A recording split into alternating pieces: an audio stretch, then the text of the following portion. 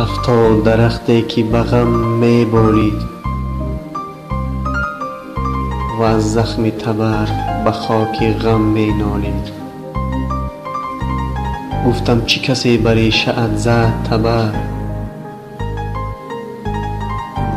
گفتا کسی ز سایه ام می خوابید. گریه شمع از برای ماتم پروانه نیست، صبح نزدیک است اما در فکر شب تاریک خود است. شمع را پرسیدند که لرزیدن از بهر چیست؟ گفتم بدم می سوزم و عمرم به پایان می رسد.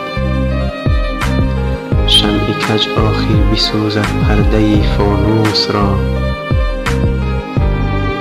قوم بی غیرت چه داند قیمت ناموس را. سبزه بالای کوه از آب دریا فارغ است، بینوایان را خدا رزق هوایی می دهد.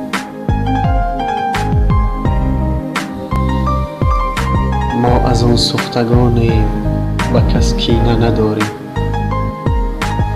یک شهر پر از دشمن و یک دوست نداریم.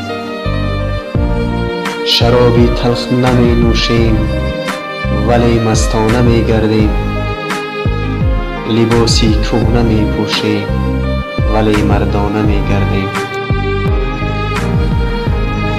از شکستی شیشه ای نازک دلان اندیشه کن، شیشه را در بشکنی هر پاره او خنجر است. در طریق نفس خود کس نیست محتاج دلیر، بی عصا راهی دهان معلوم باشد کور را.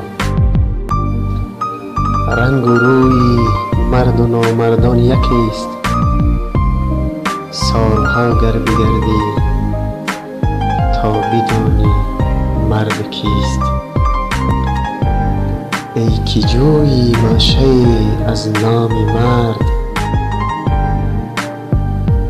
سعی کم کن حکمت در نام نیست.